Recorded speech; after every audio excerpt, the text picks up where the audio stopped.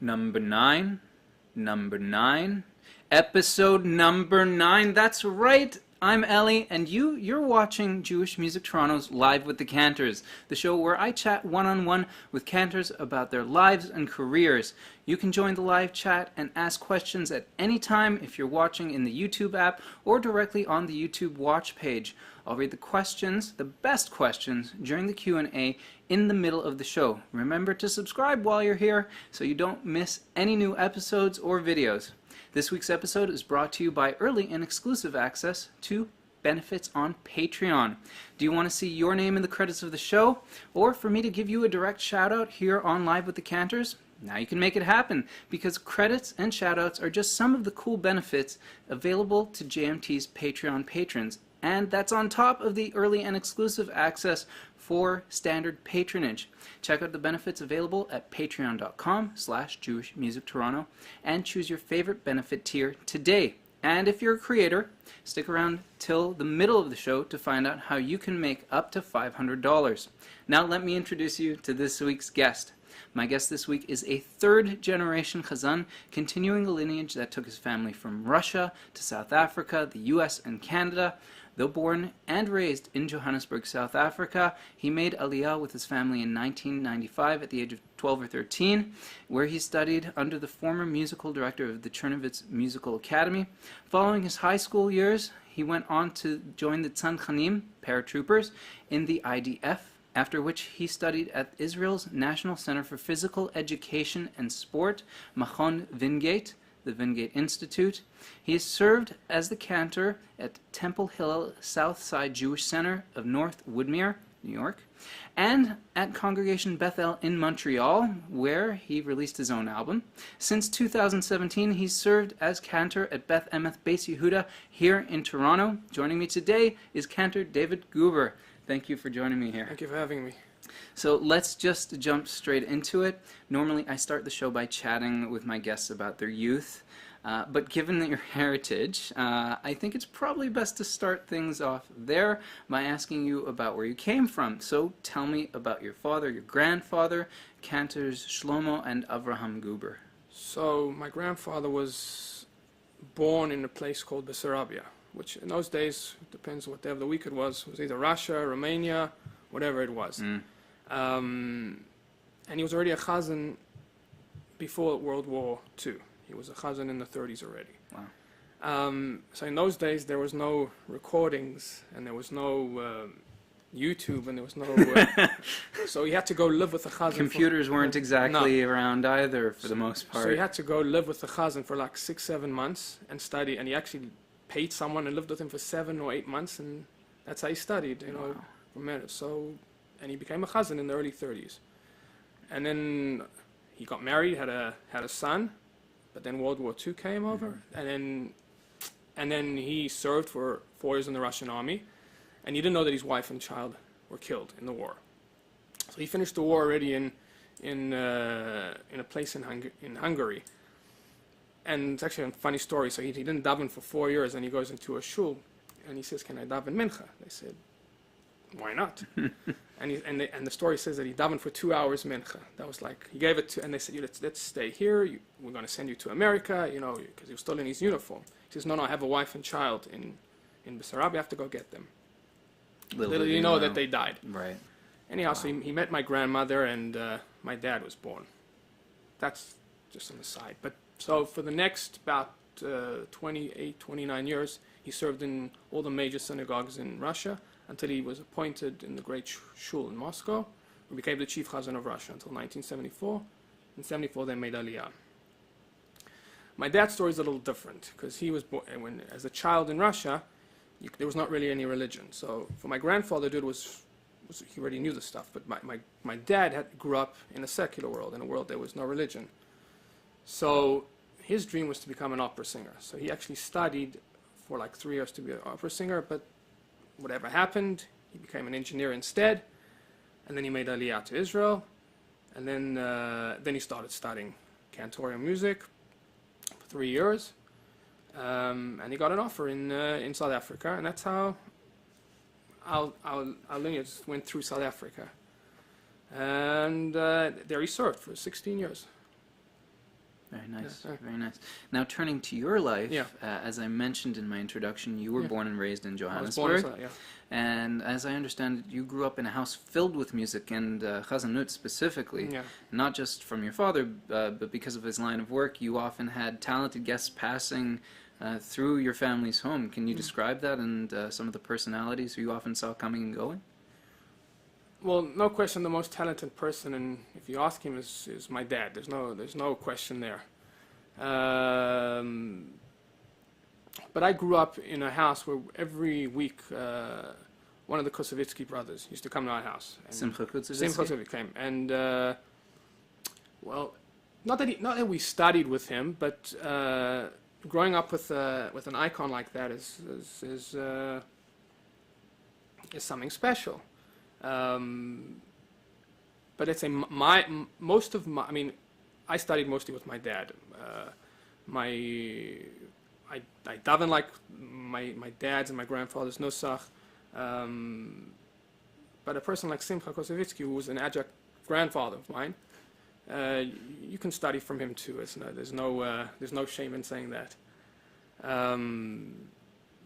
But that's until I moved to Israel. I moved to Israel and then everything changed. I never thought as a kid I was going to be a chazan. I didn't have an aspiration to be a chazan. Really? I sang as a child, but no, I didn't really think about it. I had heard otherwise, and actually I thought from you as well that I had heard that in a previous interview. We can get into that a little bit later for sure. I loved the crowd. I wanted to sing, but I'd never thought of. It started more. I took it too hard at 17, but that's already later. I always loved shul. I've been going to shul since my bris. I've been going to shul. I've been singing on the bima, duets with my dad.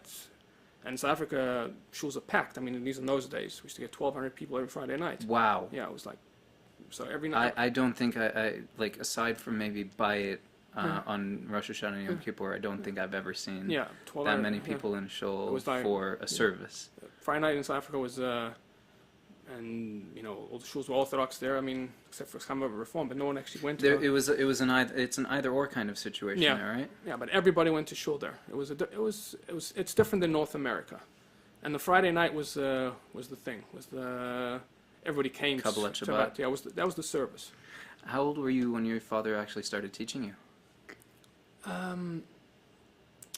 Well, I have two sisters, and we always used to, we always wanted to sing with my dad. And I've got these early recordings. I might be 4 or 5 years old, where we're singing all these songs with my dad. And then probably when I was 6 or 7, my dad said, you want to sing something on the bima, and I'm like, yeah. He says, so you have to study. So it started off. I was grade 1, and we had a Pesach Seder. And I boasted, I'm the chazan's son. I'm going to do the kiddush. And that's an uh-oh moment for you, isn't it? That ended up being an uh-oh moment. So and then they say, you know it? I said, of course I know it. And it was supposed to be 1,000 people there. So I come home. I said, Dad, I'm doing the kiddush tomorrow. He says, what kiddush? He says, the Haggadah kiddush. He says, you don't know the kiddush. So I thought I knew it, and I had no idea. So so we studied, and that was like the first time I tasted hubris. Yeah. That was the first time I actually tasted a crowd, and I loved it. All right. Yeah. Well, at least it got you somewhere rather than the alternative. Yeah. Can you tell me a bit about what the Jewish community was like in Joburg and life in the city in general? Jewish community was amazing. It was very, very. People were very, very happy there. It was like, because they lived in some kind of a bubble. It was like a very good life. Most of them were very wealthy. It was an affluent community. Everybody had houses with pools, and shul life the community life was the most important thing. So going to shul was, you have 1,200 people on a Friday night, a children's service of 400 or 500 kids, a youth service of 300 people, and then kiddushes. It's like being Jewish was very, very important to everybody there. Not being observant, but being Jewish. Like all the shuls are Orthodox, but people used to drive to shul. That was accepted in South Africa. I feel very lucky to have grown up in a community like that. I feel more lucky that I actually moved to Israel after that. But the Jewish community was amazing there. Beyond the influence of your father, you were actually actively involved in music during your early. You were actively involved in music during your early years. When did you first become involved with the Johannesburg Jewish Male Choir? I was never involved with Oh, okay. Sorry, I had thought that you were somehow taught a little bit by Evelyn Green. Oh, I studied with her piano. Oh, okay. She was my piano teacher. Ah, Okay. She at the time she played piano for them. I think she's now the conductor for them, but at the time, no. and Leor Lior was my father's. He was the choir master of the so I studied. So with him too. I mean, it was also in my house all the time. I mean, music was everything. It still is in my house, but I never sang in the JJMC. Moving forward to your bar mitzvah year, how prepared were you for the move to Israel? Well, we were born. My mother's Israeli, my dad is Russian, but we always knew that we were going to move back to Israel. Okay. So, and we always wanted to move back. The day all three of us were born, they made us into. They went to the embassy and they got us an Israeli passport. We always knew what we were. We used to go to Israel once a year, every year. So it wasn't such a shock for me to move to Israel. You guys moved to Netanya? Netanya, yeah.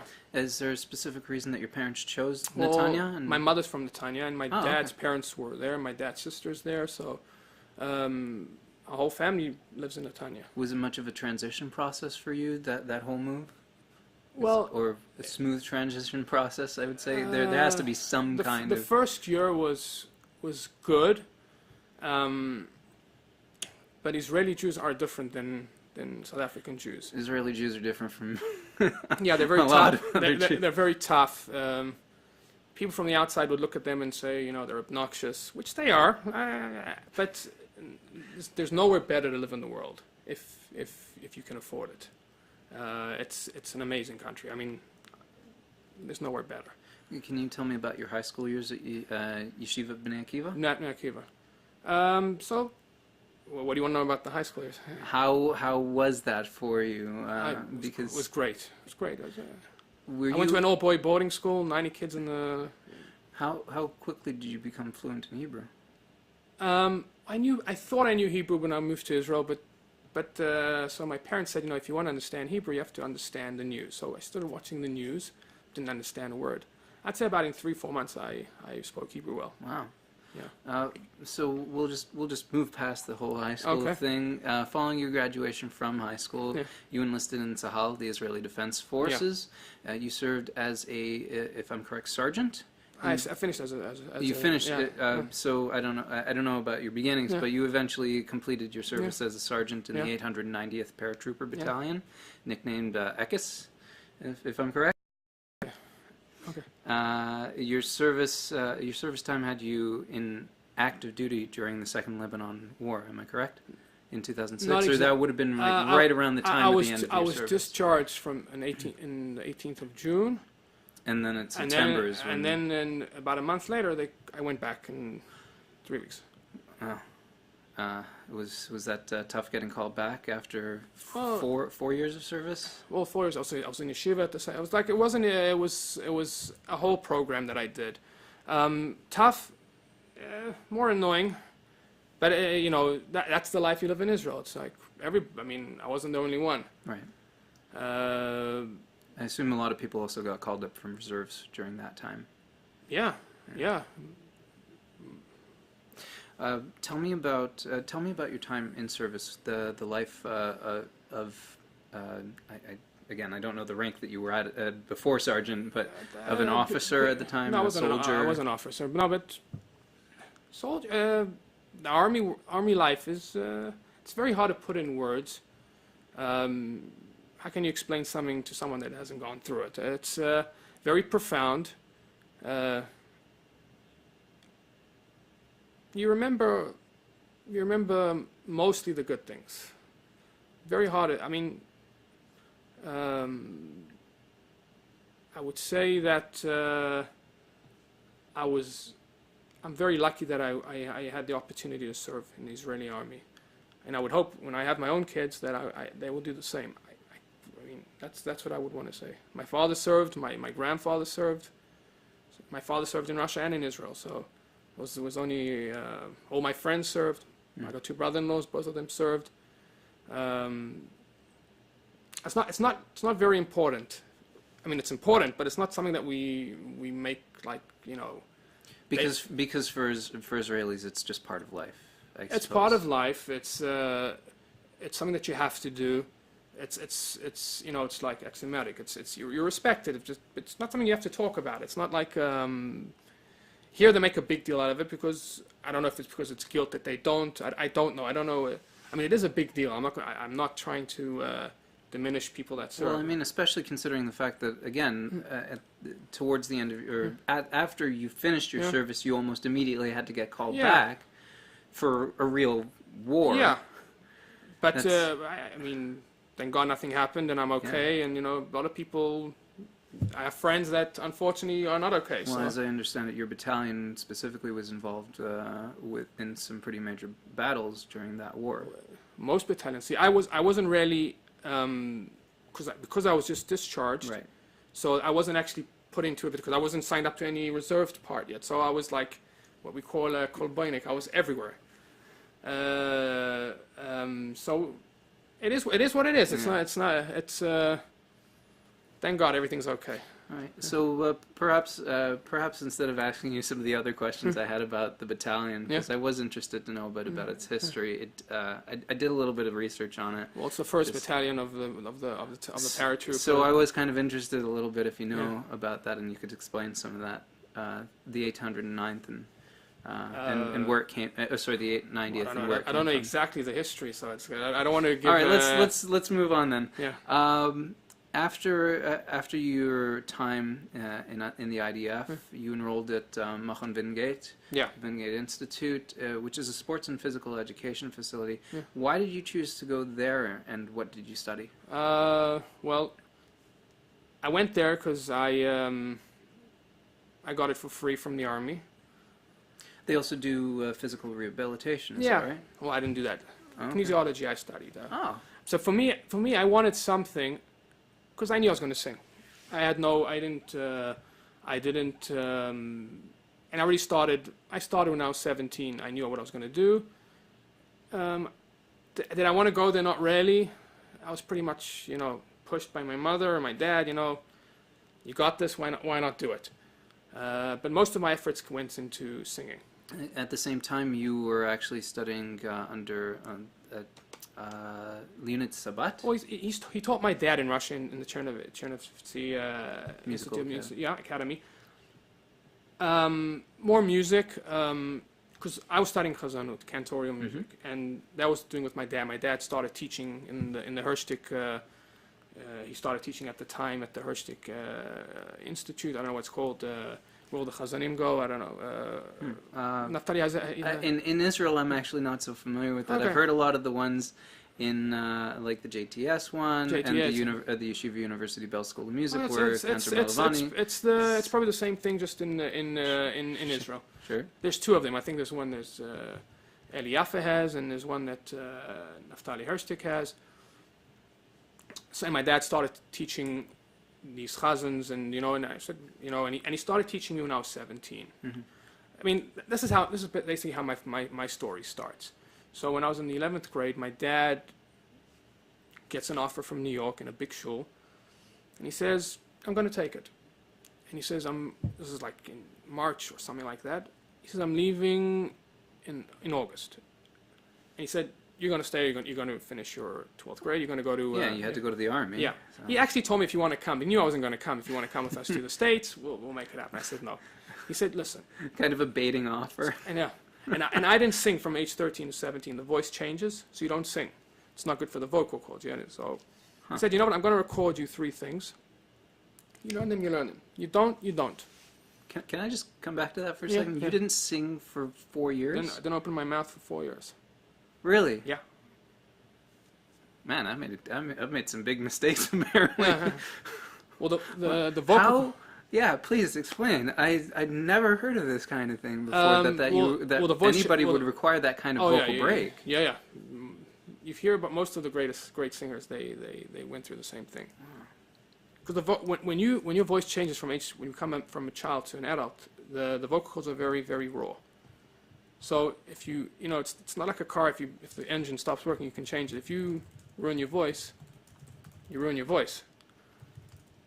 So for 4 years, I didn't sing. And then the first time I sang was, like I said, my father recorded 3 things. He said, "You're going to come to the States for the high holidays."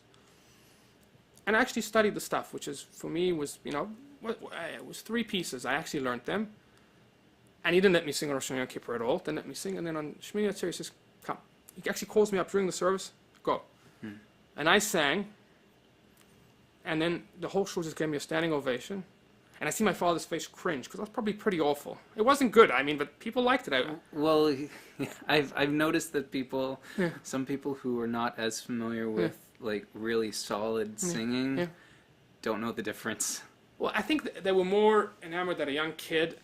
I used to go with a ponytail because I went to yeshiva, and the only way we could rebel was going with ponytail. So the ponytail, come from Israel, sings a cantorial piece. And then after, before I went home, they gave me a check of $500. I said, "You know what? This is what I'm going to do in life." And that's how my journey started. And then I asked my dad to start recording me stuff, and then that's how it started. Yeah. All right. We are just about at the halfway point of the show. We're actually going to open up the lines a little bit early.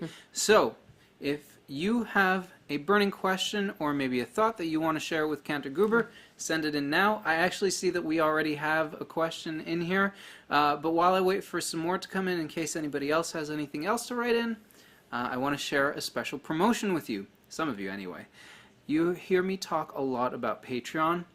Like Kickstarter, it's a great platform for creators to connect directly with fans of their work and to make them feel special for supporting it. Through special access, exclusive content, hangouts, and so much more. It's really up to the creator what they share. If you're an artist, musician, producer, director, any kind of creator, and you want to start earning money that you deserve for your hard work, and you have some kind of idea of how you'd like to make that happen, leave a comment below or send me a Facebook message. Get in contact with me to find out how you can earn up to $500 by making your own Patreon page. So let's get to the questions. We have a question from viewer James Ray. He's hi James. I know you've been watching for a while. I really appreciate your support of the channel. James wants to know, does the Israeli army have a band? It does. I'm sure you'd want to know a little bit more about. I don't really know anything. They have a big band. They have a rabbi's choir. It's called. They have a chief chazan. They have a choir that goes with the chief chazan. They have a police. Like a army police band. They have they got a symphony. I know. So there you go, James. Yeah. It's a short answer, but it is the exact kind of answer you're probably looking for. Thanks for the question. Yeah. All right. In case any other questions you want to send in, please feel free. While we're waiting for those, let's focus on your early career. Now, I would normally assume that for the most part, when a shul is looking for a chazan, they would often look for somebody with a degree or some kind of training from an existing institution. But you took a very different path, as I understand it. How did you find and then land your first role in the cantorate? Okay, so it started off actually over here in Toronto. So after 2 years and my dad was in New York, he decided he wants to come back to Israel, and the Adat Israel were looking for a chazan for the high holidays. And my dad said, "You know what? You started with this. I'm going to start taking you every year on the high holidays." And it was a big deal because I was in the army. It was very hard to get me out. And I remember we davened. A special occasion for the high holidays, I guess. They weren't that accommodating, but I had some pull. So the second year I was there, there was a guy. We davened I've been davening with aside from last year, I davened 17 years with my dad on the high holidays, which is something that I'm going to miss because everything I know and everything I do, I sit with my dad 3 hours a day and we study. That's what I do. I want to be the best. That's my motto. I always say, I don't know if I'm going to be the best, but that's what I want to be. anyway, so this guy named Sam Cohen, he's still at the Adat Israel, big proponent of Chazanut, loves real cantorial music. He says to my dad, "Leave your son here. I mean, I'll make him a chazan, and we'll teach him." That was like the first offer I ever got. I was too young and really didn't know. I didn't know enough. Well, were you 19 at the time? Something like that. I think it was 2003. I was about maybe even 20. I still 3 years in service. I couldn't. I mean, I wanted to stay, but no. Then I was in Israel for a couple of years, and then we got to New York in 2006. We took this position. That was at Temple Hill. No, it was at a shul called Sons of Israel. Oh, okay.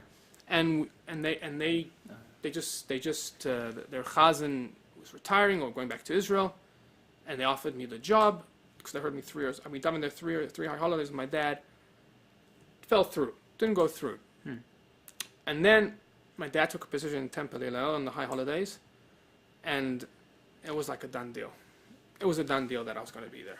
I mean, we davened the first Slichot night, and they offered me the job on the spot. My dad did the negotiation because I didn't really know anything.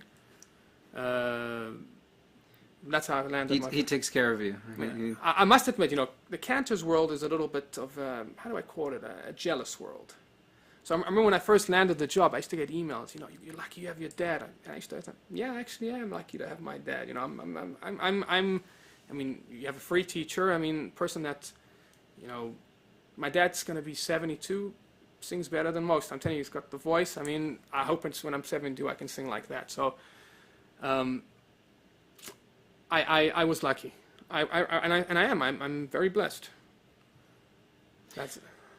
So how did the congregation at Temple Hill Southside Jewish Center receive you when you started? Very good congregation. And again, they actually had some good chazans in the shul. Well, I've heard this in every shul that I've gone to. You're the youngest clergy we've ever hired. I said. I wasn't gonna bring that up. Actually, I was thinking about bringing that kind of thing up. Yeah. Like here in Toronto, I'm thinking about Chazanim and you and Cantor Chazan Burko. As far as I think those you're the youngest guys that are here. Cantor Ben Silverg. He started in 20-something in Hamilton. True. That's true. Look, in the golden age, they started working at 18, 19 already. They were chazans. If you know the craft, then there's no reason you shouldn't be a chazan at 20-something. They still are a very, very nice congregation. They received me. They gave me. I could sing whatever I want. It was what we call Rebbe Geld. It was very good for me because they paid me, and I learned the ropes. It's not only to be a chazan, it's to be moravim aboyot, to be with the congregation. To be a clergy is very different than just to become once a year and daven, and you have to be part of the congregation, and they were very good. That was very good for me. You were there for nearly 4 years? Almost, yeah. Ending your role there in about 2014. 24th January. And so I want to know, what were some of the highlights of your time there? My highlights? Best moments. When I started, I can't really say what my highlights were. For me, davening with my father is the highlights. When he used to come on the high holidays, I did a concert with a couple of Cantors. They're considered world famous. It's not the same. It's davening with my father. That's why I like the high holiday season. That is the highlight for me. Tell me about the show Golden Serenade in May of 2011 that featured you, Cantors Yaakov Mutzen and Moshe Shulhoff. Do you remember that show? Yeah. So the initial show was supposed to be Mutzen, my father, and I, but I had problems with my visa because the Americans like letting people in. So they were being sarcastic, but I had to go. I was going to say maybe at that time, but no. So I had problems with the visa, and I had to go back to Israel, and we decided that I'm not going to make the concert. So I think about a week before the concert, I got the visa through, and I said I'm going to go. So my dad decided he's not going to go, so they got in Shulhoff and Motzen. Wasn't a highlight of mine. It was just another day at work. I mean, to be honest, it wasn't. Okay. In 2014, you were brought on at Congregation Bethel. My understanding is that both the rabbi and the congregation as a whole had an adoration for chazanut, as well as an expectation that their chazan truly push their chazanut. Okay. What was it like for you working in such an encouraging environment? So I get there for the audition, and the rabbi's name is Rabbi Alan Nadler. He used to be a professor at Drew University. So he says, I want to talk to you. And he says to me, I've got a request. I said, okay. He says, I want you to do Ma'ariv, Moshe Kosovitsky's Ma'ariv. And I'm like, and this guy's asking me to do this? And I said, since I don't know, would you mind explaining, or perhaps... Well, there's a famous Ma'ariv that he did, I'd say a couple of months, maybe half a year, maybe a year before he passed away. And it's like Nusach. It's Ma'ariv and Mincha. That's why I was asking for an audio sample, as it were, if you wouldn't mind. Oh, do you sing something? So I'm just gonna do the beginning part. Sure, a little Baruchu or Vehu Rachum. No, I'm just gonna do like the first. So it starts. Vehu Rachum Yechaper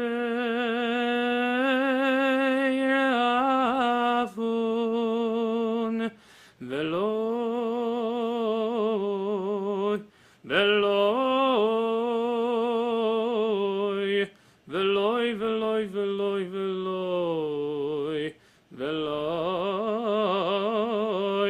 Veloy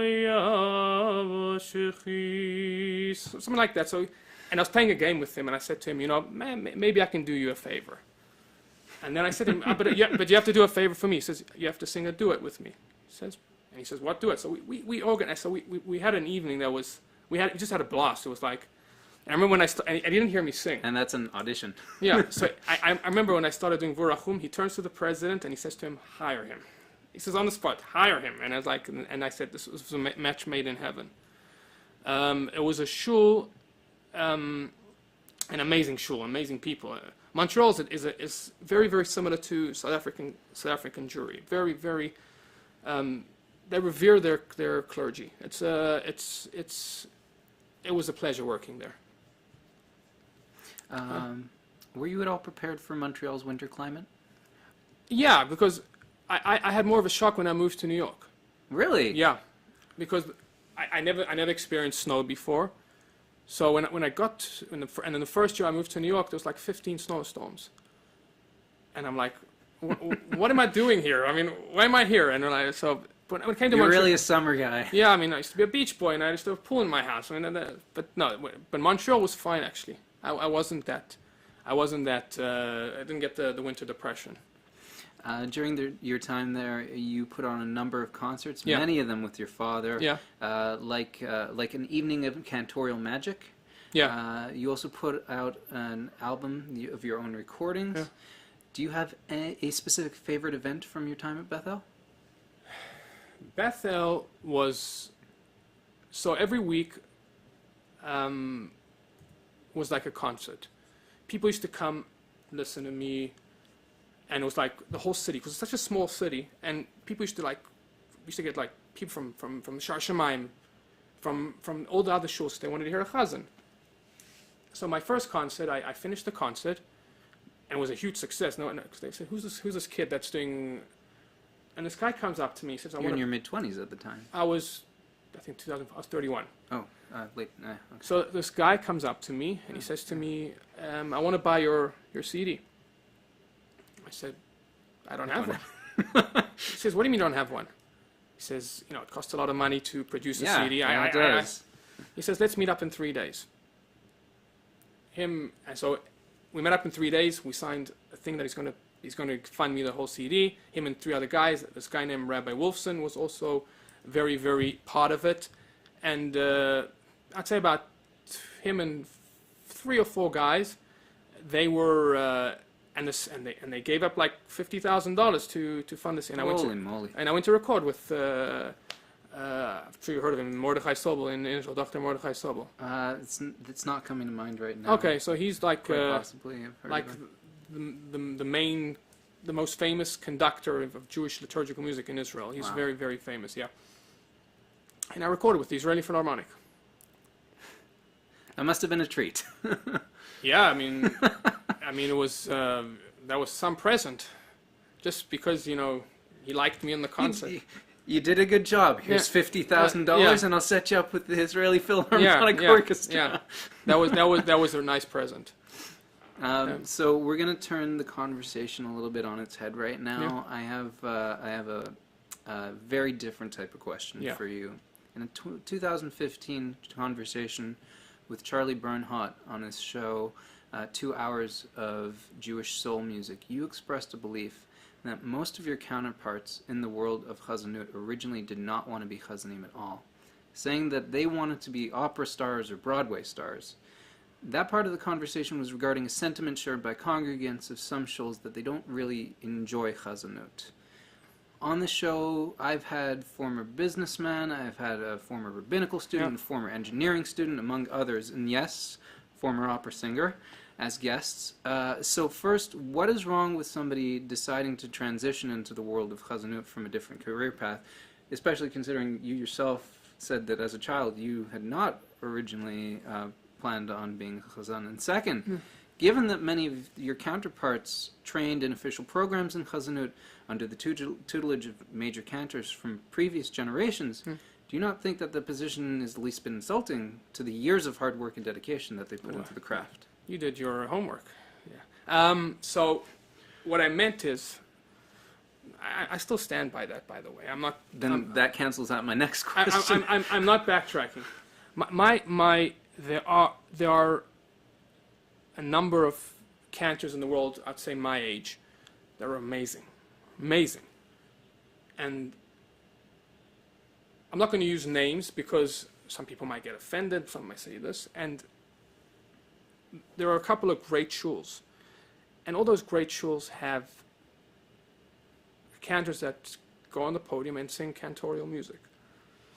Now, you go to a shul and you go to audition, they tell you, oh, we want you to sing this, and we want you to sing that, and we want you to sing Broadway, and we want you to sing...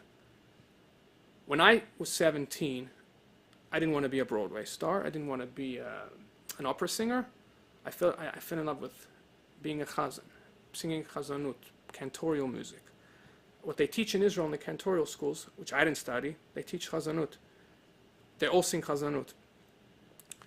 What I said, a lot of chazans today are making out profession very, very cheap, which means that they wanted to be a Broadway star. If someone wanted to be tried for 5-10 years to become a Broadway star, he wasn't good enough to be a Broadway star. Why is he good enough to be a chazan?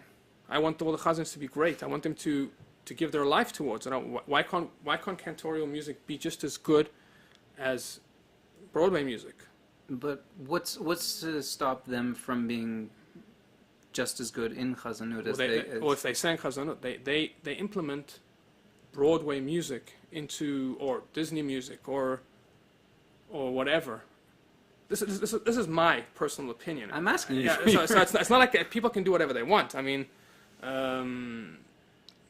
for me, I would want to be able to, if I was transported 70, 80 years ago and daven in a big shul, what I daven now is just as good as for them. If they daven what they daven now in that shul, it won't fly. People say you get with the times. So this brings me back to my conversation with Chazan Malavani, where he said that oh boy, I'm gonna have to just bring this up from memory, but basically like everybody makes Shabbat for themselves. Okay. So it sounds very similar to what you're saying. I actually sang it at the Fifth Avenue Shul once, and it was a kumzitz, and he gave a lecture there, and he said, and I'm also paraphrasing, that he was very good friends with Shlomo Karlibach. And he said he met up with him in the street. And he said to him, Reb Shlomo, and Reb Shlomo loved Chazanut. He loved Yosef Rosenblatt. He said, your Friday night davening Kabbalat Shabbat, and Cantor Malavani told him, that is a nusach. And it's not nusach. It isn't. Well, he essentially made his own thing. Okay. Literally. Okay. You don't see people coming up and making their own Torah trop or their own Haftarah trop. We have to keep what's, you go to an opera, they're not changing the music that they sang 300 years ago. It's still pretty. It's still beautiful. We have another question from James. If you're Okay. He wants to know: do you have a favorite Jewish singer or group who you'd like to sing with? A favorite. Favorite. Sorry. Never thought of that. You can think on that, and we can move on in Yeah, the meantime. yeah. Think on that. Let's move on to your time after Congregation Bethel. It was last year when you came on to Bethel? I came here 2017? May of 17, yeah. And you took over for Cantor David Edwards at Beth Emeth Bais Yehuda Synagogue. Yeah. Since coming to Toronto, you've performed in concerts and other special events at Beth Emeth, weddings and such as well, of course. But among those special events was Songs My Father Taught Me, Leo Spellman, An Evening of Music and Hope, Maleva Malkas, other things like that. I'm particularly interested to know about Songs My Father Taught Me, which featured both you and your father doing a musical retrospective on 3 generations of your family's work in Chazanut. Yeah. Why was it important for you to do that concert then, and to have it so close to the start of your career at Beth Emeth? Well, I don't see this as the start of my career. I see this as, At Beth Emeth. Okay, so when I came to Beth Emeth, Beth Emeth has a history of having phenomenal chazans. That's Viaroni. They had the great Louis Danto. They had Aaron Ben Shushan, who was absolutely. It was an honor and a privilege interviewing him and Edwards as well. Yeah. I mean, these chazans. It has. And they all tell me you're the continuation of that dynasty. And I want to show them where my dynasty. I'm a Guber. I'm very, very blessed to be at the shul. The shul loves what I do. I mean, people are the best here. I mean, we had a sold out. It was the first sold out concert in Beth Emeth history. Wow. So I mean, after all these great chazans, and I'm the first one to sell at a concert is a big thing. Why that's because for some reason I felt my dad doesn't want to do this anymore. I mean, the whole flying to the States, and I felt it was time to do it, and it was a very successful evening. I wanted people to know and it feels like I'm going to be here for a long time. So I wanted my start to be and show where I came from. You always have to remember where you come from. For sure. And I'm very happy that I did it, actually. So, any particular selections that like, you knew you had to do during that show? No, it's not particular. No, but we for me, it was more that, look, I as I've stated, I believe that a chazan has to sing chazanut. I'm not saying that you can't sing other stuff, opera, Broadway. God forbid I should. I'm talking about chazanut. I wasn't making any generalizations. No, I'm saying because I actually sang Leonard Cohen's Hallelujah at that concert. I actually opened it up with that. So,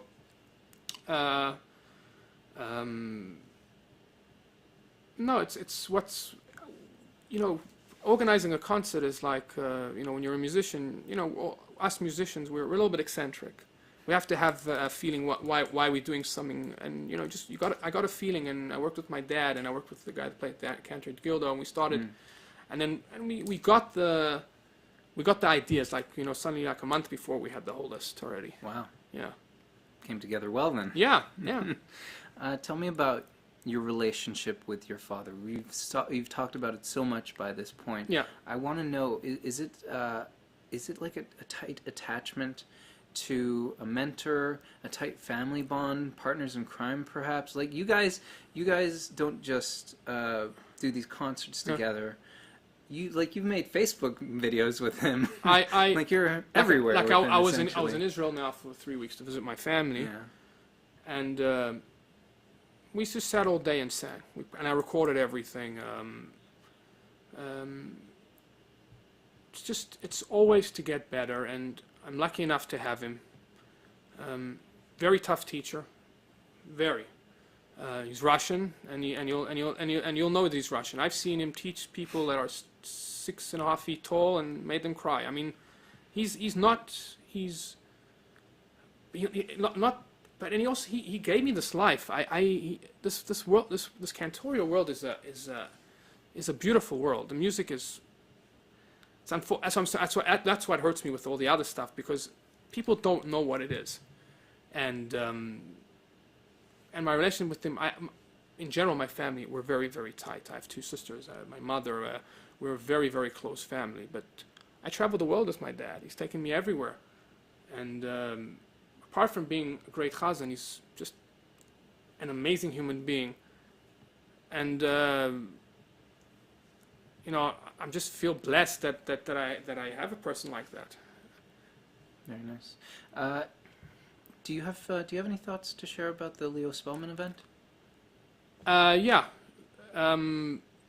First of all, Paul Offord is an amazing musician, and was a huge honor to work with him. And this whole project was an amazing part of this. Leo Spellman was also what they did. I read a little bit about his story and how he just kind of hid away that symphony, Rhapsody. Rhapsody, beautiful Rhapsody, yeah. It just 30 years, was it? That it was just sitting in a basement? I think more. I think in the 50 years. I think in the 70s or 80s they found him. So, and he played in weddings, and he was like and they filmed him at 98. He was still playing the piano. He was it was an amazing event, and I got to perform with one of the greats. Yeah. Is there a specific goal that you've been working toward in your role at Beth Emeth? The kind of vision that you're trying to bring to life at the shul? Well, it's a very vibrant shul. It has 2 meetings in the morning, a minute in the evening. There's always like 100 people in the building. We have a lot of weddings, thank God. Bar mitzvahs. For me, it's the music. I do want to keep that. That's my main goal, to keep the cantorial music intact. They ask a question, where's it going to be in 50 years' time? Don't know if I'm going to 50 years. Yeah, 50. I don't know. That's forget 5 or 10 years. Well, 50 years. Yeah, I mean, I still want people, because there's so many chazans in Israel, that they actually sing chazanut, but they just don't have a pulpit. They're very good, but I do have a pulpit, and I have one of the better pulpits in the world. I'm very, very lucky to be here, and they give me a stage. They let me sing. They encourage it. They're very supportive. If they just let me do what I do, and they're letting me do what I need to do, and they give me they give me all the options to do what I need to do, and I'm lucky. And that my vision is to hopefully to be here a long time in Toronto. Do you sometimes hang out in the Danto library? I've been to the Cantor library. Yeah. We have a little bit of time left before the show's final segment, so I have a couple of different types of questions to ask you. First of all, have you had a chance to think about a favorite Jewish singer or group that you'd like to sing with, as James asked earlier? A singer. Not really. Okay. Sorry, James. What is your favorite part of being a chazan, and why? Favorite part of being a chazan?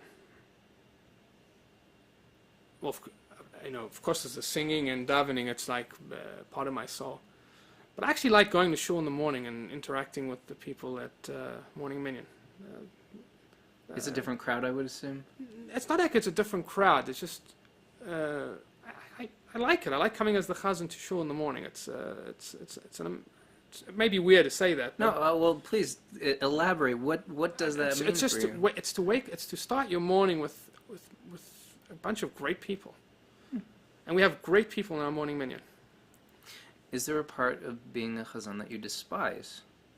Not despise, but doing funerals does take a part out of you. That's. I mean, it's a very That's a hard part. It's a heartbreaking Yeah. part of Yeah. what is actually your job. Yeah. Yeah. Yeah. This is something that we've discussed previously, and I spoke about it at a bit of length with Cantor Edwards as well. Yeah. It's something that you have to do, and it's funny that people call you afterwards and they find solace, they find comfort by either the singing or you go visit them at the Shiva house. it's a positive thing. It's you know, it's a very important part of the job. I'm not. But nobody wants to. Well, nobody wants to do it from a perspective of it's that's people the are thing, passing away. Yeah. Yeah. Yeah. It's totally understandable. This might be a stab in the dark. Yeah. But would I be in any way correct in assuming that beyond music you have a particular interest in physical fitness? Yeah, I like working out. Is there a connection between these two things, or is it just a passion all its own? I started when I was as a kid, I used to do a lot of karate and I did kung fu, and then at age 13, 14, I was fat, so I lost 13. And then at 14, I just started working out and became part of my life. I really enjoy sweating. I don't think I've ever heard anybody say that aside from maybe, I go for a nice schwitz. No, I mean, it just, it calms me. It really does. And I like working out hard. I like full throttle. Krav Maga, P90X kind of No, stuff. Krav Maga I haven't done yet. P90X is for amateurs. No, I'm joking. No, P90X is great. It's great. I do something that's I've heard some crazy things about P90X. Yeah. If that was actually true, like if you weren't kidding I do CrossFit, so it's yeah, that's pretty hardcore as well. Yeah. That's crazy. All right, before wrapping up the show, I like my guests to share an item of significance with them, with the audience. So I brought a talus. Yes. Because I'm not married yet. Okay. So when I get married, please God, my future wife will buy me a talus. So I have 3 different taluses, but I brought this one because this is the one that my grandfather used to daven with, and I daven with this every high holiday season.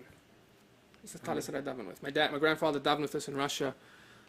We'll get some photos with this for the Patreon page later on, but so it's every Shabbos I daven with my dad's talus that he got married in, and I got another one that I did have one other thing, but I didn't bring it. So my father has a tuning fork. So it's a story that he tells. He was 5, 6 years old. He's walking in the street, and this drunk guy says, "I'll sell you this thing for a bottle of vodka." Father didn't have money. He ran home, asked his father, "Give me a kopka or something." And we found out that when he bought it, it was over 100 years old. This tuning fork. So I got a tuning fork that's 160, 170 years old. Wow. Yeah. So I use that. Where is that? Yeah. Is that it? That's at home, I guess? But this is more important. Because that's my dad. This is my grandfather's not alive anymore, and I feel like he's not. Well, that will be passed on to you eventually, right? Yeah. Well, I do have the tuning fork. I'm not going to lie. But it's it's still. This is more. It's still his. Is what you're saying. Yeah. All right. Well, unless anybody has any more questions, James or anyone else watching right now, this is your last chance to ask any questions before the end of the show. Wait 12 seconds because of the delay. Okay, that's all the time that we have for Live with the Cantors this week. Cantor Guber, thank you so much for coming on. Thank you for having me. I want to give a big thanks to my Patreon patrons, everyone watching and sharing the show, and those of you buying JMT merch and using my affiliate links below. This show would not be possible without you. Subscribe and click the notification bell so you don't miss a thing. Remember to check out my Patreon page to choose one of the benefits that I mentioned earlier. Let's get your name into the show. Join me to take part in spreading knowledge of Jewish music and to get more out of your JMT experience. Thanks for watching, and bye for now.